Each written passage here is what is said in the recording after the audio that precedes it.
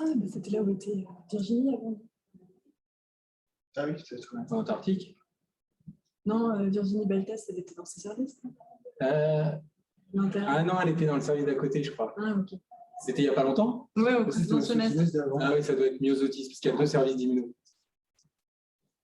Alors, masquer les commandes flottantes.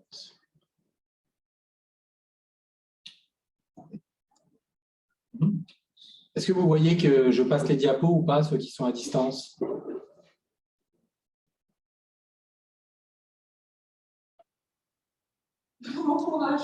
Oui, ça va. D'accord. Bon, ben allons-y. On va parler des bases du système immunitaire, donc la partie immuno de l'hémato, quoi. Et globalement, il y a 2 manières de le faire. Soit je vous explique ce que font les polynucléaires, les lymphocytes, et sur des données qui sont essentiellement des données in vitro. Soit on dit dans la nature, quand quelqu'un a un problème avec les lymphocytes B, les lymphocytes T ou les polynucléaires, à quoi il est susceptible comme type d'infection. Et ça, c'est un nouveau truc qui a été permis par le diagnostic des maladies génétiques qui donnent des déficits immunitaires, c'est de se rendre compte que le système immunitaire il est assez spécialisé, quoi. Finalement, les gamma-globulines, typiquement, ça sert à se défendre contre du pneumocoque, de l'hémophilus, mais vous ne faites pas tellement de staphylocoque d'une infection urinaire quand vous avez ça. Donc, en fait, il y a une compartimentalisation et une professionnalisation du système immunitaire qu'on ne maîtrisait pas du tout in vitro, parce qu'in vitro, vous faites faire ce que vous voulez à des lymphocytes. Hein. Vous avez des cocktails de cytokines et vous leur faites faire n'importe quoi. Et donc, le mieux, c'est de parler devant une infection, qu'est-ce qui peut nous évoquer un déficit immunitaire et comment une infection nous montre finalement comment fonctionne le système immunitaire. Donc là, la première question, quelqu'un qui vient vous voir qui a fait une infection, on va discuter de plein de types d'infections différentes. La question qu'il pose quand il vient en consultation d'immuno, c'est est-ce que j'ai un déficit immunitaire primitif? Et il y a des trucs, typiquement des situations cliniques qui ne débouchent jamais sur des anomalies du système immunitaire. On les a listées là, vous les connaissez probablement. Par exemple, les gens qui sont dénutris parce qu'ils sont en réanimation, parce qu'ils ont été très malades d'un cancer, l'anorexie mentale également. Mais souvent, ça donne des modifications avec des gens qui ont parfois des lymphopénies, parfois très importantes, des hypogammas aussi. Et il ne faut pas se précipiter en disant à ce patient, je lui ai fait un bilan, souvent des patients asymptomatiques d'ailleurs, hein, qui n'ont pas du tout d'infection, et je trouve des anomalies. Et en réanimation, c'est souvent comme ça, et vous voyez à peu près ce qu'il peut y avoir comme écueil. Un patient hospitalisé, je ne sais pas, pour une infection urinaire sur obstacle, ça ne se passe pas bien, il fait le choc septique, il est à J39 d'hospi, il a été intubé, et il fait la pneumopathie sous ventilation. Il y a quelqu'un qui dit « c'est bizarre cette pneumopathie sous ventilation, je vais faire une électrophorèse », et on se rend compte qu'il a 30 grammes d'albumine, 4 grammes de gamma-globuline, et on dit « je viens de diagnostiquer un déficit immunitaire humoral ». Ben non, en fait, ce sont des anomalies qui sont liées à l'état de cachexie ou de catabolisme avancé du patient. Et là-dedans, il ne faut pas que vous vous lanciez dans des explorations inutiles. Et souvent, ces anomalies, si les malades sortent de l'AREA, encore faut-il qu'ils sortent, et ben, c'est des anomalies réversibles, quoi. Y compris chez les gens qui ont beaucoup maigri, que je vois pour des lymphopénies, quand ils reprennent un peu de poids et que ça va mieux leur statut nutritionnel, et ben, c'est des anomalies qui sont réversibles. Donc ça, tout ça, c'est des fausses pistes. Il ne faut pas se lancer dans des bilans très compliqués, dans des contextes comme ça. Il faut dire que c'est secondaire à l'état du malade et ne pas en faire plus. Après, il y a des infections qui ne ramènent jamais de diagnostic de déficit immunitaire, genre les gens qui se mouchent en hiver.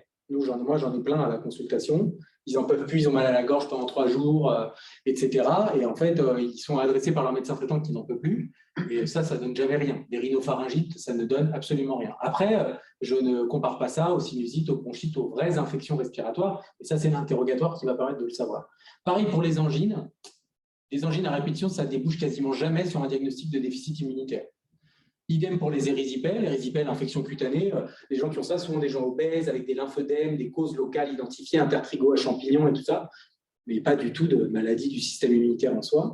Infection urinaire, pareil. Il faut rechercher des causes locales chez l'enfant, des syndromes de jonction, des anomalies des voies urinaires, mais ça, vous ne diagnostiquez jamais un DICV, typiquement ce déficit immunitaire rare dont on va parler après, chez quelqu'un qui a des infections urinaires à répétition.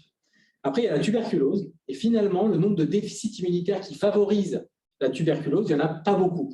Je ne parle pas des mycobactéries atypiques. Quelqu'un que vous voyez pour une mycobactérie atypique disséminée qu'il y en a partout, lui, c'est sûr qu'il a un déficit immunitaire, en premier lieu le VIH, si c'est un adulte. Mais la tuberculose, y compris quand c'est une tuberculose disséminée, quand on cherche des causes génétiques, typiquement, ou des déficits immunitaires, on ne la trouve pas. Et puis, il y a un deuxième point qui est quand même important, et ça, c'est le premier concept, on appelle ça un concept, c'est que le système immunitaire, il est mixte. Et dans les bases du système immunitaire, il y a la définition du système immunitaire. Et il y a le système immunitaire hématopoïétique, celui qui théoriquement va guérir avec une greffe de moelle. Si vous changez la moelle de quelqu'un, vous apportez du tissu hématopoïétique et essentiellement des lignées myéloïdes et lymphoïdes. Donc ça, c'est le système immunitaire hématopoïétique. Mais il y a une partie du système immunitaire qui est vachement importante, qui est la barrière épithéliale. Voilà. Et il y a des gens, ils ressemblent clairement à des déficits immunitaires hématopoïétiques, ils s'infectent, ils font des bronchites à répétition, parfois des bronchites à des germes bizarres, et ils n'ont pas du tout d'anomalie du système immunitaire hématopoïétique. Vous connaissez une situation comme ça, qui est la mucoviscidose. Typiquement, les gens, ils ont un vrai problème de bronche, bonjour, et ils s'infectent, et ils n'ont pas du tout d'anomalie du système immunitaire. Et donc, voilà quelques exemples. Vous voyez cette patiente, 40 ans, dysphonie, nasofibroscopie, lésion tumorale des cordes vocales, et ça, c'est de l'HPV, d'accord? Et ce n'est pas un cancer, hein, c'est une espèce de papillomatome, donc c'est des papillomes HPV. Et cette patiente, quand vous l'interrogez sur sa susceptibilité à l'HPV, est-ce que vous avez eu des verrues dans l'enfance qui ne partaient pas? Est-ce que vous avez des anomalies gynécologiques qui ont nécessité des interventions, des conisations? Elle vous dit qu'elle n'a rien. Donc, c'est vraiment une maladie, la papillomatose laryngée, qui est rarissime et qui ne touche que cette localisation-là. Ce que je veux dire par là, c'est que c'est probablement un argument pour dire qu'ils n'ont pas d'anomalie des lymphocytes. Ces patients-là, en tout cas, on n'en a jamais trouvé, mais ils ont une anomalie de l'épithélium vis-à-vis d'HPV. Le deuxième, là, cette espèce de boule dans le nez, c'est le carcinome du nasopharynx. Ça, c'est lié au virus EBV. EBV, théoriquement, il n'est pas censé pouvoir rentrer dans les cellules épithéliales. EBV, il rentre dans les lymphocytes B, et parfois, dans les lymphocytes T, ça donne des catas d'ailleurs. Dans certaines populations, notamment Asie du Sud-Est et Afrique du Nord, ces malades développent des tumeurs du nez, qui sont des carcinomes, hein, pas du tout des lymphomes, dans lesquels il y a de l'EBV. Je ne sais pas à quoi c'est lié. Il y a pas mal de littérature qui disent que c'est la harissa, les mecs mangent en Afrique du Nord qui donnent des lésions chroniques du nez, ça favorise l'entrée de l'EBV dans les cellules épithéliales. Et puis, en Asie du Sud-Est, c'est les poissons fumés. Mais vous voyez, on n'a toujours pas trouvé mieux pour expliquer ça. Et c'est des lésions qui guérissent, mais quand c'est métastatique, c'est très mortel. Voilà. Et donc ça, c'est pas, les malades, ils n'ont pas un déficit immunitaire de leur lymphocyte vis-à-vis de l'EBV, comme ça peut exister dans d'autres contextes dont on parlera après. Ils ont une tumeur du nez. Et donc probablement, ils ont une fragilité épithéliale. Donc ça, c'est aussi pour vous donner des exemples de pathologie épithéliale. Et puis, il y a ce truc-là, la dyskinésie ciliaire primitive, sont des patients qui font des infections respiratoires vraies récidivantes. Hein. Donc, nous, on peut voir en consultation d'immuno, bronchite, sinusite avec du pus, des antibiotiques, des arrêts de travail, donc des vrais trucs sévères, qui parfois ont une stérilité, parce qu'en fait, ils sont malades des cils, et les cils, on en a besoin pour propulser les spermatozoïdes, vous savez, donc en fait, ils sont stériles. Et ces malades-là, souvent, c'est des familles qui sont atteintes par ça. Et quand vous ne trouvez pas de cause à des infections respiratoires à répétition, de causes immunologiques, après avoir regardé l'électrophorèse des protides, les gamma-globulines, etc., il faut se poser la question d'une dyskinésie ciliaire. Alors, comment, c'est rare, hein, mais c'est sûr que si vous ne les cherchez pas, ça va rester rare comme maladie. Et donc, comment on diagnostique ça? Vous prenez des cils du nez d'un malade et vous les regardez en microscopie électronique. Donc, ce n'est pas vous qui allez faire ça, mais il y a un centre à Henri Mondor au KB qui fait ça, vous envoyez le malade en consultation. Et puis, il y a des puces où ils screenent tous les gènes de dyskinésie ciliaire et parfois, on tombe sur des trucs. Et donc, les malades vous disent « Ah là là, c'est sûr, il a un déficit humoral, il n'a rien du tout, d'un point de vue humoral, il est strictement normal, mais son problème, c'est l'épithélium. » Et l'équivalent de ça, c'est la mucoviscidose. Typiquement, parfois, il y a des formes tardives de l'adulte, de mucoviscidose, où les gens font des infections bronchiques à répétition, et nous, on les voit parce qu'on pense que c'est des déficits en anticorps, et en fait, ce n'est pas ça. Donc, il faut vraiment se méfier chez les gens qui font des infections à répétition ORL et bronchiques, que ce ne soit pas une maladie du cil. Donc ça, c'était le côté épithélium. Après, le système immunitaire, il est vraiment résumé comme ça. Et le deuxième concept, je pense, important, c'est la redondance du système immunitaire. C'est-à-dire qu'avant, on disait, typiquement, un monsieur qui n'a pas de lymphocyte CD4, avant 80, il va avoir tous les types d'infections, y compris le pneumocoque, des trucs. Puis on s'est rendu compte avec l'épidémie de VIH qui, en fait, donne une lymphopénie T-CD4, que ces patients-là n'ont pas toutes les infections du monde. Ils ont des infections très particulières qui sont liées à l'immunité CD4.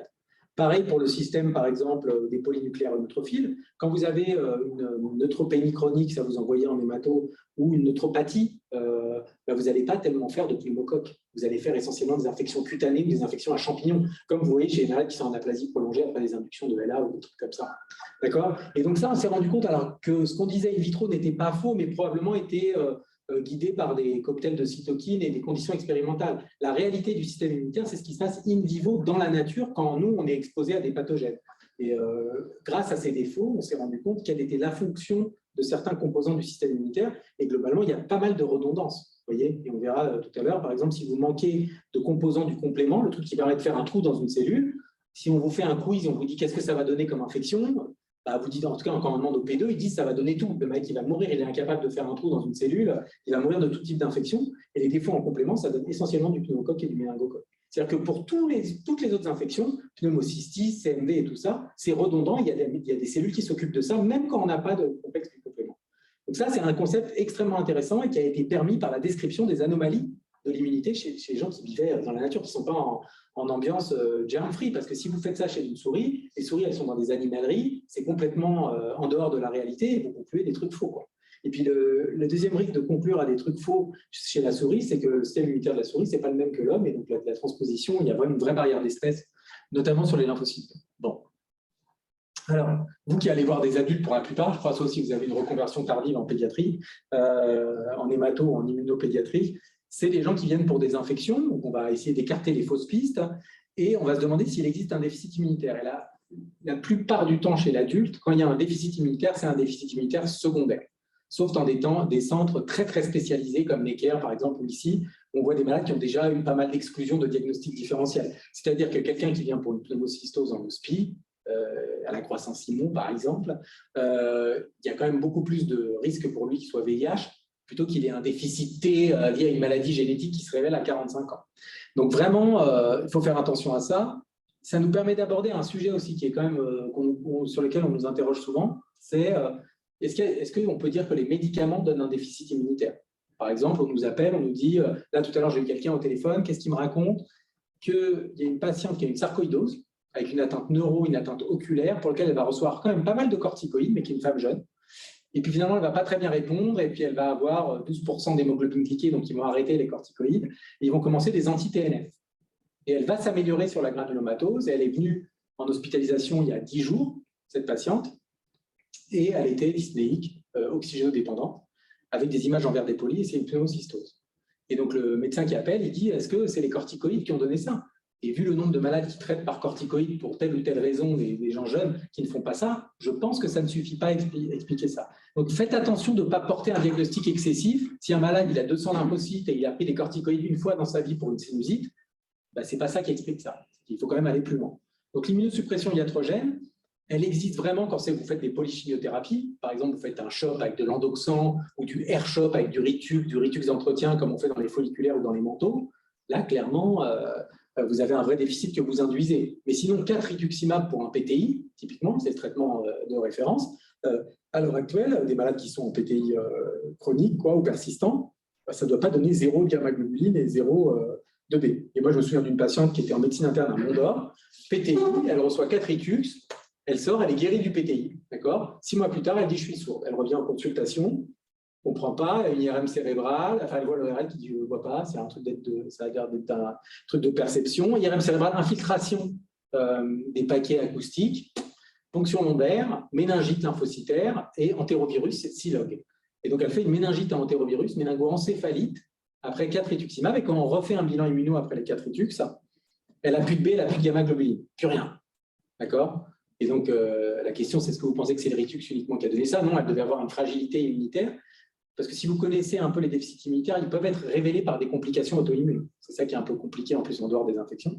Et donc, on l'a ratiboisé avec les 4 ritux et on a démasqué ce déficit immunitaire. Ça, méfiez-vous avant de dire que c'est un médicament qui cause un déficit immunitaire. La troisième chose, c'est qu'il y a plein d'hémopathies lymphoïdes qui donnent des déficits immunitaires secondaires. Celle que vous connaissez bien, c'est le myélome, qui donne une hypogamma. Et les mecs rentrent dans la maladie par une pneumopathie ou un choc septique à pneumocoque. Mais des lymphomes B de bas grade, zone marginale, etc., ça peut être s'accompagner d'hypogamma. Donc, quand vous voyez une hypogamma, il faut exclure ces diagnostics-là, c'est vachement important. Et pour les déficits T, ceux-là, parfois, vous les connaissez moins. Par exemple, la maladie de Hodgkin, certains lymphomes T, angio-immunoblastiques, des lymphomes avec un gros déficit immunitaire associé, ils peuvent être révélés par une complication infectieuse opportuniste. Donc, on avait eu une LEMP chez un vieux monsieur qui n'était pas VIH, d'accord ? Scanner, grosse adénopathie rétropéritonéale, biopsie, maladie de Hodgkin. Et donc, on a considéré, un monsieur à 87 ans, je ne pense pas qu'il avait une maladie génétique, on n'est pas allé jusqu'à la chercher, mais que ce déficit immunitaire du Hodgkin avait favorisé l'infection opportuniste. Et si vous vous souvenez des trucs du Hodgkin, souvent il y a une anergie tuberculinique, un peu comme la sarcoïdose. Donc il y a quand même des grosses modifications du système immunitaire quand vous avez un Hodgkin. Même pas traité, c'est ça que je veux dire. Après, il y a des gens qui n'ont pas de rate, mais donc vraiment, il faut vraiment faire gaffe quand vous cherchez un déficit. Vous avez dit c'est un déficit immunitaire parce que le malade a une autogamma, il s'infecte. Avant de dire c'est un DICV, vérifiez quand même qu'il n'ait pas un excès de chaîne légère libre, une protéinurie, ou que si c'est une pneumocystose, qu'il ne soit pas VIH. Parce qu'il y a plein d'histoires de chasse sur le VIH, où en fait, tout le monde dit que ce n'est pas le VIH, mais personne n'a vu la sérologie qui est en fait positive. Vous avez déjà entendu des histoires comme ça. Alors, la question maintenant, nous, on va rentrer dans le déficit immunitaire et dans le fonctionnement du système immunitaire sur l'infection, parce qu'initialement, quand même, le système immunitaire, il a été designé, enfin, il est là pour nous permettre de nous défendre par rapport à des variétés d'antigènes. Et en fait, si vous connaissez les lymphocytes B et les lymphocytes T, le réarrangement, ça fait qu'on a dans le sang 10 puissance 6 lymphocytes T et 10 puissance 12 lymphocytes B en permanence qui sont produits et qui ont une grande diversité antigénique. Le prix à payer de ça, c'est que ça génère de l'auto-immunité nécessairement. Il y a des mécanismes de tolérance dans la moelle osseuse, dans le thymus, dans le sang, et puis qui sont parfois rompus et qui aboutissent aux maladies auto-immunes. Mais normalement, notre problème, initialement, avant qu'on ait les antibiotiques, c'était les infections. Et donc la question, c'est devant les infections, qu'est-ce qui doit vous faire tilt et doit dire, soit vous appelez quelqu'un qui fait du déficit immunitaire, soit vous faites un bilan, donc on va discuter de ça, et ça va nous permettre de comprendre comment fonctionne le système immunitaire en physiologie. Infection opportuniste, je pense que tout le monde les reconnaît. Vous voyez, vous avez votre truc là, vous dites c'est quand même bizarre, et ça sur une étendue d'eau, c'est pas normal. Donc c'est vraiment ça. Ça, c'est évident pour tout le monde, l'infection opportuniste. Alors vous allez me dire, oui, mais moi je suis un cartésien. Voilà, j'aimerais bien avoir une définition précise de l'infection opportuniste. C'est pas très clair. La question d'une infection opportuniste, c'est une infection à un germe qui normalement ne donne pas de pathologie chez quelqu'un qui a un système immunitaire compétent. C'est pas super précis. Alors on a été un peu aidé tristement, certes, par l'épidémie de VIH, en fait, et l'épidémie de VIH qui a donné des problèmes de lymphocytes CD4, d'accord, et qui a donné une lymphopénie TCD4 essentiellement. Et donc, il y avait toutes les infections qu'on rencontrait au cours du VIH qui étaient associées donc, au déficit TCD4. Et donc, ça nous permettait de savoir que dans la nature, les lymphocytes TCD4 servent à se débarrasser des champignons, de la coccidioïdomycose, du cryptocoque, des choses comme ça. C'était vachement important. Et puis, probablement, vous voyez, il y avait aussi des lymphomes. Donc, probablement, les lymphocytes TCD4 qui sont importants dans la défense antitumorale, parce que les malades HIV, ils faisaient quand même beaucoup de lymphomes, mais ils continuent à faire beaucoup de lymphomes et beaucoup de cancers, même quand ils sont traités. Donc ça, c'est la définition, quoi. C'est infection opportuniste, c'est un déficit T la plupart du temps, d'accord. Donc, première chose à faire, une sérologie VIH chez un adulte, d'accord. S'il n'est pas VIH, regardez le nombre de lymphocytes TCD4 du patient, d'accord. Et si finalement, il a moins de 200 lymphocytes CD4, ben, vous avez une explication. Après, il va falloir trouver pourquoi ce patient a une lymphopénie CD4 de l'adulte. Vous pouvez faire de la génétique et on ne va pas rentrer là-dedans. Ce qui est plus compliqué, et là où il ne faut pas se laisser abattre, c'est si vous trouvez un malade qui a fait une rétinite ACMV, une pneumocystose, comme on en a de temps en temps, qui n'est pas HIV et qui a un nombre de lymphocytes CD4 normaux, il ne faut pas dire, monsieur, vous êtes un simulateur, cassez-vous, rentrez chez vous. En fait, il faut aller plus loin. Et qu'est-ce qu'on peut faire pour aller plus loin? Et ça, effectivement, vous pouvez demander un avis spécialisé. C'est soit faire proliférer les lymphocytes T, parce qu'il y a des malades qui ont des lymphocytes T normaux mais qui ne prolifèrent pas, soit regarder les monocytes et les macrophages, en tout cas les cellules présentatrices d'antigènes, parce que quand elles déconnent, clairement, on aboutit à un déficit T. Et puis après, il y a des voies très spécifiques des lymphocytes, le CD48 blanc, l'interféron gamma, et ça demande quand même un avis spécialiste. Donc, infection opportuniste, chercher un déficit T et éventuellement un déficit en cellules présentatrices d'antigènes. Ça, chez vous qui allez être des praticiens adultes. Chez l'enfant, un enfant qui naît et qui fait une pneumocytose à l'âge de 6 mois, globalement, il a un déficit immunitaire combiné sévère.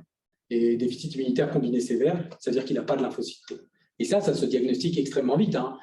Une fois que l'enfant il a fait son épisode infectieux, et on pourra discuter, si vous voulez, tout à l'heure des dépistages par le test de Guthrie de déficit immunitaire, parce que quand même, quand il commence la pneumocystose, il y a des malades qui ne se relèvent pas. On n'a pas le temps de les greffer. On leur fait une NUM et puis ils ont une lymphopénie. Et là où il faut vraiment se méfier, mais ça, les pédiatres savent bien, c'est que le nombre de lymphocytes normaux chez un enfant en bas âge n'est pas du tout le même que chez l'adulte. Il y en a beaucoup plus. Et c'est la normale inférieure chez un enfant, c'est 4000 lymphos. D'accord? Alors que nous, c'est notre normale sup. Donc un enfant qui a 1500 lymphos et qui fait un CMV ou une pneumocystose à 6 mois, il a un déficit combiné sévère. D'accord? Et il va falloir qu'on fasse un diagnostic. Le diagnostic va être permis par la génétique. Maintenant, il y a des puces et on vous donne un diagnostic rapide. En attendant, le malade est hospitalisé, on traite son infection, il est mis en bulle savez. Puis après, il va être greffé, parce que les fibres combinées sévères, pour la plupart, ça reste la greffe de moelle. D'accord ? Alors, j'en ai listé quelques-uns. Par exemple, les enfants qui ne sont pas capables de recombiner VDJ, vous savez, pour faire de la diversité B et T, bah, en fait, ça s'arrête là, net. Ils n'ont pas de B, ils n'ont pas de T, ils n'ont pas de gamma-globuline. C'est le déficit en RAG, c'est la protéine qui permet de faire ça. Après, il y a aussi des enzymes très importantes pour le développement T. Et donc, tout ça, comment on fait le diagnostic de ça? Maintenant, ça passe sur des panels avec des puces et ça se fait à l'équerre, globalement. Et 2 semaines après, on vous dit bah, cet enfant, il a une maladie génétique qui est de tel type ou de tel type. Alors, ça, c'était un peu opportuniste, vous penserez à ça. Infection inhabituelle. Et là, on arrive dans des complexités et ça, en fait, ça embête tout le monde. Tous les praticiens qui nous appellent, les spécialistes, on dirait est-ce que c'est un déficit immunitaire ou pas. C'est quoi une infection inhabituelle? Vous voyez qu'il y a quelque chose d'anormal et vous dites, j'ai des moyens de l'expliquer quand même, parce que je sais qu'il y a quelqu'un qui fait le poirier. Vous voyez. Et donc, c'est un peu difficile parce que infection inhabituelle, c'est quoi la définition d'une infection inhabituelle? Donc, c'est où on met le curseur de ce qui est normal et ce qui n'est pas normal. Faire une grippe l'hiver, c'est normal. Faire une pneumopathie à pneumocoque hospitalisée en réa quand on a 25 ans, je ne suis pas sûr que ce soit très normal. Parce que si vous prenez 150 individus, ça ne se passe pas comme ça. Faire une infection opportuniste, c'est très anormal, donc c'est déficité. Et puis, il y a des trucs bizarres. Et notamment, les gens qui font un zona à 30 ans ou à 18 ans. Voilà. Ceux-là, est-ce qu'il faut considérer qu'ils ont un déficit immunitaire? Ça témoigne quand même d'un déficit T de faire un zona. Et je crois qu'il faut vraiment chercher une infection par le VIH, au moins faire ça. Et après, voir, on va discuter du zona, quel type de zona c'était. Et donc, les généralistes, ils ont vachement aidé là-dedans. En fait, ils ont pris une gamme de population et ils ont rapporté les zonas qu'ils avaient vus entre 0 et 80 ans. Et vous voyez que faire un zona à 20 ans, ça c'est 20 pour 10 000. C'est quand même relativement rare. Et ils ont rapporté les caractéristiques de ces zonas. Donc, la clinique peut nous aider à savoir si on va plus loin. Et donc, si vous avez 100, je ne sais pas quel âge il a, on peut mettre à 120 ans. Si vous avez 120 ans, vous faites un zona thoracique isolé, vous pouvez dire que bon, c'est peut-être lié à l'âge. Maintenant, si vous avez 17 ans et que vous faites un zona multimétamérique nécrotique avec l'œil, vous perdez votre œil, ben, vous arriverez avec le bon sens à dire que ce n'est pas normal, il faut aller plus loin et rechercher un déficit T. Commencer par la sérologie VIH. Et tout ce qui est l'impact de l'étude des déficits immunitaires, c'est ça, c'est chez l'adulte, où c'est qu'on met le curseur et est-ce qu'on va loin, est-ce qu'on va dans la génétique ou pas. Voilà, donc ça doit faire tilt, le zona. Des infections fongiques à répétition, ou des gens qui ont des candidoses buccales, c'est quelque chose qu'on voit quand même relativement rarement chez le sujet immunocompétent. Et il faut rechercher d'abord une infection par le HIV et puis éventuellement d'autres pathologies plus spécialisées. Et puis il y a ces noms de bactéries, là, je ne sais pas si vous connaissez ces noms-là, et si vous ne connaissez pas, c'est plutôt bien. Parce que si vous entendez ça, ça vous fera tilt. C'est des bactéries intracellulaires, d'accord, qui normalement ne donnent pas d'infection chez l'immunocompétent. C'est décrit chez le greffé, c'est décrit chez les gens qui ont la bronche défoncée. Donc, par exemple, les gens qui ont de la mucoviscidose, qui font des infections à ça. Et sinon, c'est décrit dans certains déficits immunitaires. Et cette fois-ci, ce n'est pas les lymphocytes T, c'est des cadres qui s'occupent de débarrasser l'organisme de ces germes-là. Ce sont les polynucléaires neutrophiles. Et il y a une maladie de l'enfant, mais qu'on peut diagnostiquer à l'adulte, qui s'appelle la granulomatose septique chronique.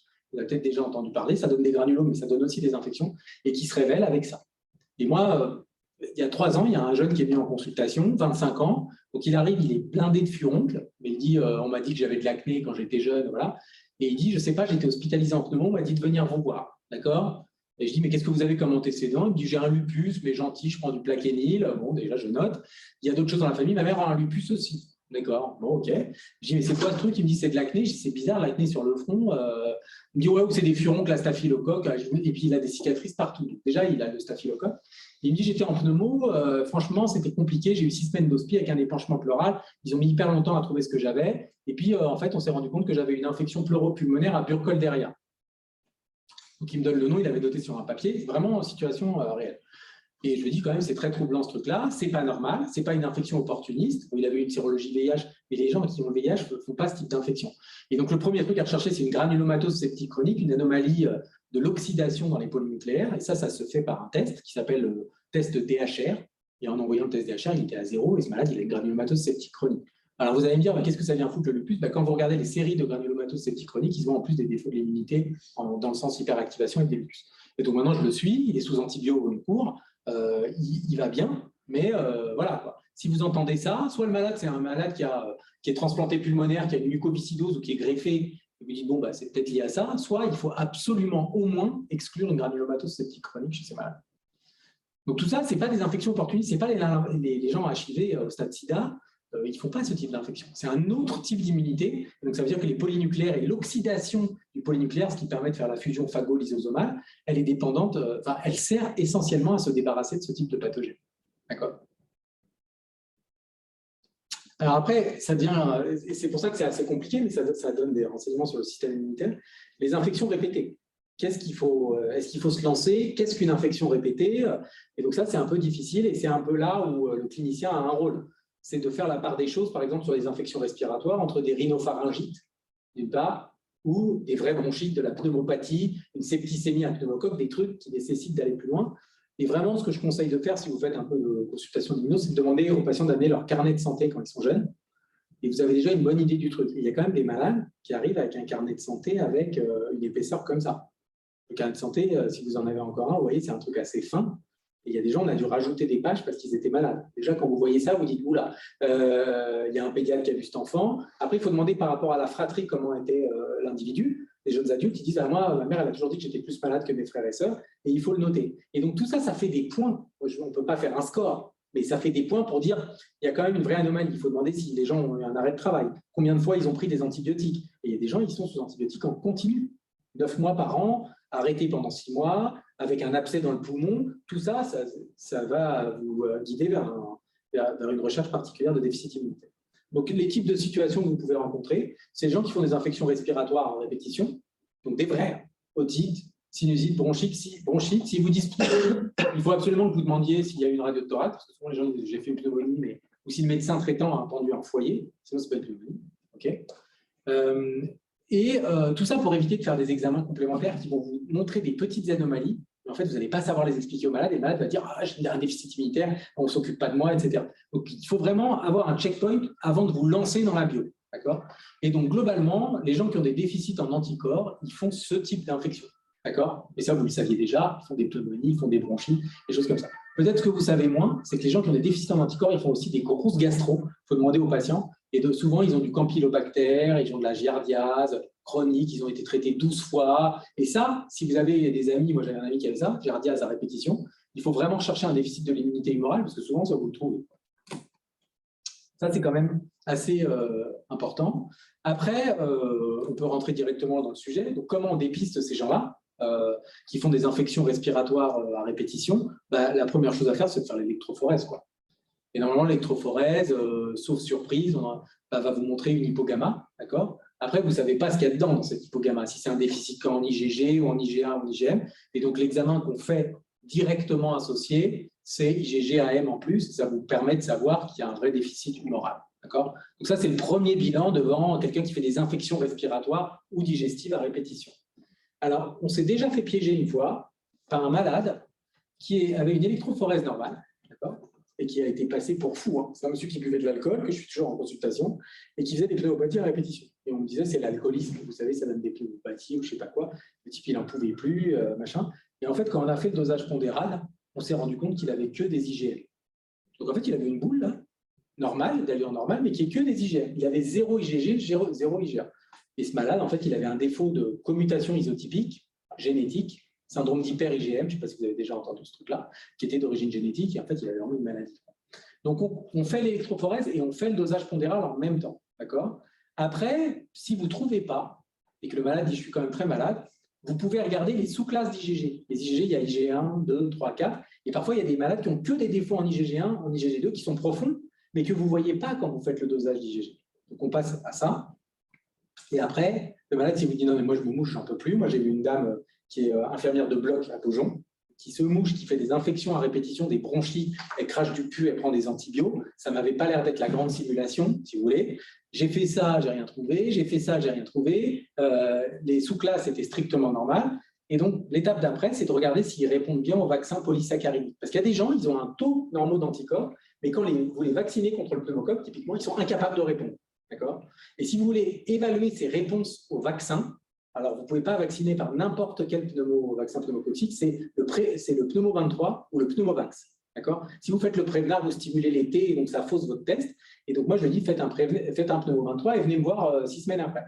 Et en fait, elle est venue, j'ai oublié de regarder les résultats. Elle m'a dit, je suis encore malade. Et je me dis, bon, en fait, elle doit avoir soit un problème épithélial, comme je vous l'ai dit, soit elle a, je sais pas, elle est moins malade qu'elle ne le dit. Je l'ai envoyée chez l'allergologue, etc. Et en fait, elle n'a aucune réponse au vaccin qu'on a fait. Aucune. Zéro. Contre le pneumocoque. Et donc, elle a un déficit très particulier en antigène polysaccharidique. C'est une maladie rare, certes, mais il y a une étude qui est sortie dans CID récemment par un mec de Lille là, que je connais bien, et il montre que c'est 30% des infections respiratoires inexpliquées, le déficit en antigène polysaccharidique. Voilà.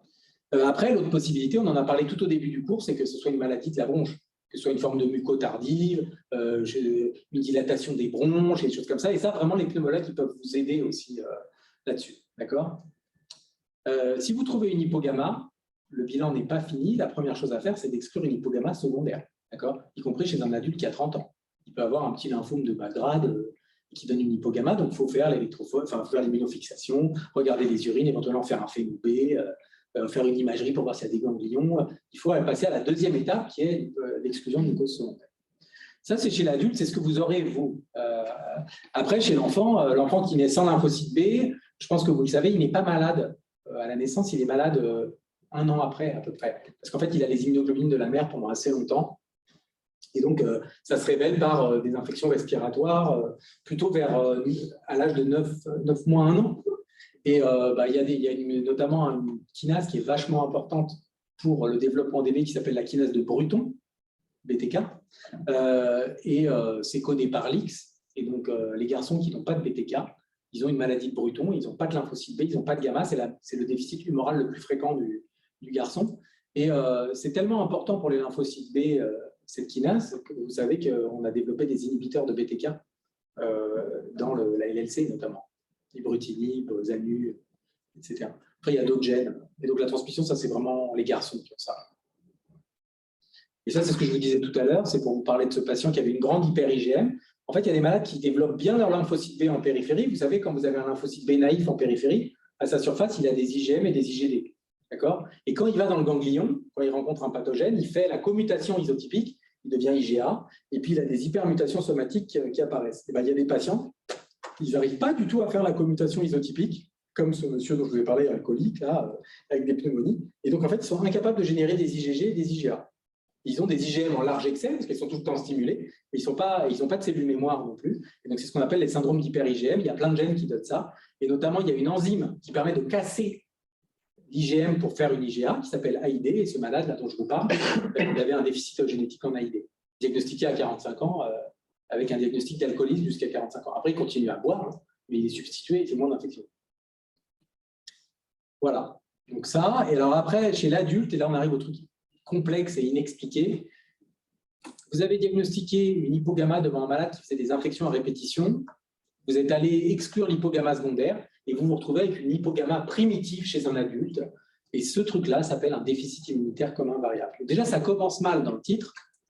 Le truc s'appelle déficit immunitaire commun variable. Et quand vous interrogez les pontes de l'immuno, vous leur demandez pourquoi ce truc ça s'appelle comme ça, parce que je n'ai jamais compris. Vous dites, ouais, je ne sais plus trop pourquoi on avait décidé d'appeler ça comme ça. Mais en tout cas, c'est vraiment un grand fourre-tout. Et donc, c'est une maladie de l'adulte, d'accord ? Donc, ça nous concerne, les adultes, on va peut-être en voir. C'est 1 sur 20 000 à 1 sur 50 000, d'accord ? Donc, c'est rarissime, rarissime. C'est défini comment ? C'est défini par une hypogamma. Il faut que vous ayez une hypogamma, d'accord ? Assez profonde, à moins de déviation standard pour les IgG et un déficit en IgM ou en IgA, il faut que vous ayez ça, plus un défaut de réponse vaccinale, comme la patiente dont je vous ai pensé, ou un défaut dont je vous ai parlé, et puis ou un défaut de cellules B mémoire. Donc, pour faire ce diagnostic, vous aurez besoin d'exclure les causes secondaires d'hypogamma-globulinémie, de vous retrouver avec ce malade et de bien démontrer qu'il a un déficit en anticorps et qu'il a un déficit en réponse vaccinale ou en cellules B mémoire. D'accord ? Et donc, quand vous rentrez une définition comme ça, vous vous retrouvez avec des malades qui sont tous différents les uns des autres. Ils ont tous en commun une hypogamma, ils ont fait des infections, et vous allez voir que c'est ultra hétérogène. Il y en a qui vont avoir un déficit T associé, d'autres qui vont faire de l'auto-immunité, et donc vous vous retrouvez dans un grand fourre-tout qu'on appelle les déficits immunitaires communs. Avant, pour reparler des hypogammas secondaires, il y en a peut-être des causes que vous ne connaissez pas. Donc, quand on a un malade qui nous est adressé par le médecin traitant, que faut-il faire ? La première chose, c'est s'il a moins de 6 grammes de gamma-globuline, il faut se lancer. Au-dessus de 6 grammes, c'est-à-dire intermédiaire entre 6 et 8 grammes, souvent les bilans ne sont pas rentables. Et si le malade ne s'infecte pas, je pense que ce n'est pas rentable de rentrer dans des bilans compliqués. Et ça, souvent les malades ont du mal à comprendre parce que sur la feuille d'examen complémentaire, il y a écrit hypogamma majeur. qui sont dans un état de stress. Le médecin a stressé aussi. Et souvent, moi, j'ai eu des gens du personnel qui sont venus en disant « j'ai fait une électrophorèse, c'est la cata, j'ai 6,7 g de gamma, je dois avoir un myélome ou j'en sais rien ». Vraiment, c'est une zone grise où si le malade n'a rien, l'examen clinique est normal, qu'il ne s'infecte pas, il faut peut-être laisser tomber. D'accord? Donc, nous, on explore les hypogammas en dessous de 6 grammes. On fait le dosage pondéral, d'accord? Et on cherche des causes secondaires. Et il y a des causes secondaires qui sont mal connues, et notamment, il y a un gros piège, qui sont les antiépileptiques. Par exemple, la carbamazépine, ça, c'est hyper connu, ça donne des hypogammas. Donc, à l'interrogatoire, il faut rechercher ça. Dans les autres médicaments, il y a le Ritux, mais le Ritux qui a eu pendant 2 ans, donc c'est les malades que vous verrez en hémato avec lymphome folliculaire, lymphome du manteau, d'accord? Les malades qui ont de la chimiothérapie pour des lymphomes agressifs prolongés, ça, à la limite, il peut y avoir une hypogamma secondaire, même si ce n'est pas si fréquent. Donc ça, c'est défaut de production. Et puis, il y a les excès de perte, notamment les gens qui ont un syndrome néphrotique, ils peuvent avoir une perte de gamma-globuline. Donc la bandelette urinaire est systématique et la protéinurie aussi dans un bilan d'hypogamma. Et après, il y a des trucs plus compliqués, notamment les entéropathies exsudatives. Entéropathie exsudative, si vous ne demandez pas aux gens s'ils ont la chiasse, ils ne vous le diront pas. Et puis surtout, il faut être un peu plus précis que ça. Pourquoi? Parce qu'il y a des gens, ils vivent avec des anomalies du transit qu'ils ont depuis qu'ils sont tout petits. Et ça m'est arrivé 3-4 fois de demander combien de fois les gens avaient des selles par jour. Là, pas plus tard qu'il y a 2 semaines, et le malade a dit 12 fois. 8 fois la journée, 4 fois la nuit, depuis qu'il a 14 ans. Et donc, et comme ils vivent avec ça, et on leur dit, mais tu as un intestin irritable, on leur donne de l'imodium, en fait, vous passez à côté de ça. Et quand on a une vraie entéropathie exsudative avec perte d'albumine, c'est ça qui est différent par rapport au DICV. Normalement, dans le DICV, l'albumine est normale. Là, dans le syndrome néphrotique et l'entéropathie, vous perdez aussi de l'albumine. Et ben, vous passez à côté du diagnostic. Il y a tout un tas d'entéropathies exsudatives, le Waldmann, dilatation, lymphangiectasie, et des choses comme ça. Donc vraiment, il faut exclure ces hypogammas secondaires, et vraiment, ce n'est pas simple. Et comme je vous disais tout à l'heure, il y a des gens qui ont des petites phases circulantes d'hémopathie lymphoïde de bas grade. Vous voyez, un petit lymphome de la zone marginale, et vous passez à côté si vous ne faites pas de phéno. Donc le bilan minimal, il n'est pas clair, mais protéinurie, immunofixation, ça me paraît normal. Imagerie pour voir s'il y a des ganglions, ça me paraît normal aussi. Phéno, pour regarder s'il y a un déséquilibre kappa lambda dans le sang, et après, c'est guidé par la clinique. Si tout ça est normal, bah, vous pouvez dire, a priori, c'est une hypogamma primitive, et peut-être que ce malade a un DICV. Alors, à quoi ça sert le DICV? À part montrer que les gamma-globulines, ça sert à se défendre contre le pneumocoque et la giardiase. Et pourquoi ça vaut le coup d'être étudié? C'est vrai que c'est questionnable. Parce que, vous voyez, avant, les gens mouraient beaucoup, mais maintenant qu'on a donné des antibiotiques et des substitutions aux gens qui avaient un DICV, ils meurent beaucoup moins. D'accord? Donc, quels sont les gens qui vont mourir au cours du DICV? Est-ce que c'est une maladie grave quand même?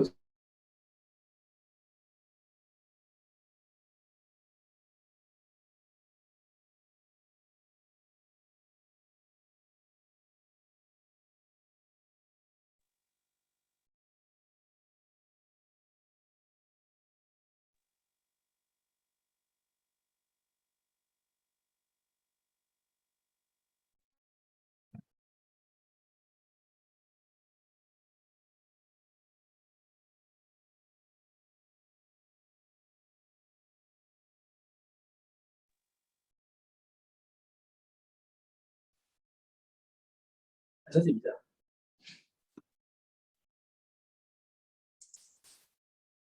C'est très bizarre.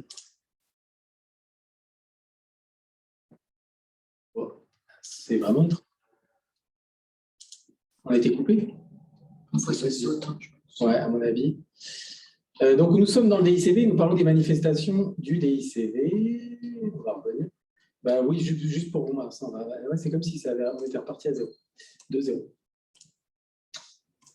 Donc, ces malades, ils avaient des infections respiratoires avec l'hypogamma, c'est normal. Et puis, il y a quelques gens, donc, comme je les appelle à la traîne, qui avaient des trucs hyper bizarres, qui mouraient d'une primo-infection EBV, qui avaient du cytomégalovirus dans les yeux et dans le côlon, un vrai déficit T associé. Et donc, c'est normal, parce que comme on prend tous les gens qui ont de l'hypogamma, c'est un ensemble très hétérogène, et dans ce sous-ensemble, il y a des gens qui ont des infections opportunistes. Vous allez le voir ici. Et en fait, c'est assez intéressant. Quand vous prenez les gens qui ont que des infections dans le DICV, la survie n'est pas mauvaise.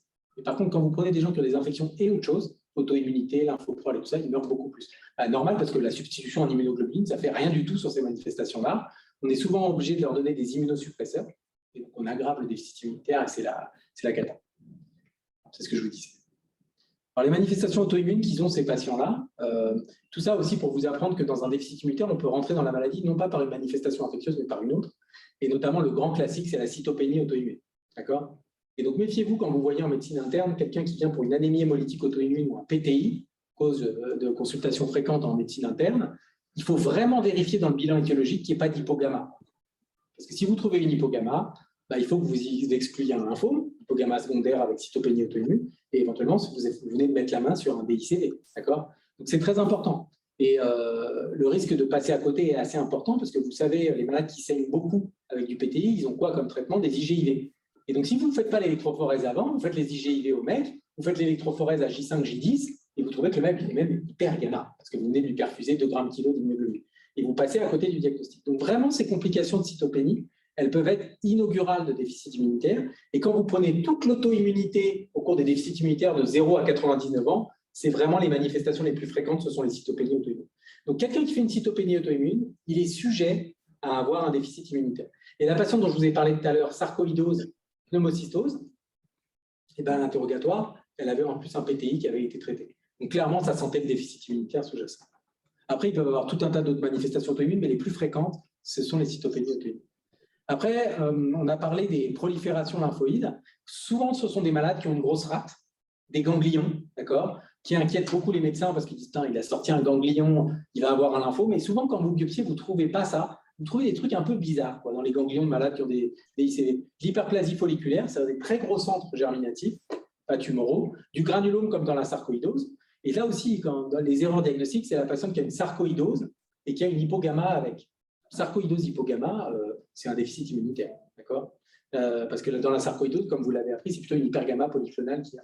Donc vraiment, il faut vraiment reprendre les antécédents, et quand vous reprenez les antécédents des malades qui ont des DICD, souvent ils ont une thyroïdite de Hashimoto, ils ont fait un PTI, ils avaient des ganglions dans le médiastin, on les a biopsiés parce qu'on a cru que c'était un Hodgkin et puis finalement c'était du granulome. Tout ça, ça fait partie du spectre non infectieux des déficits immunitaires qui peuvent vous faire évoquer ce diagnostic-là. Vous voyez, donc ça aussi, ça met du poids sur la nécessité d'aller plus loin.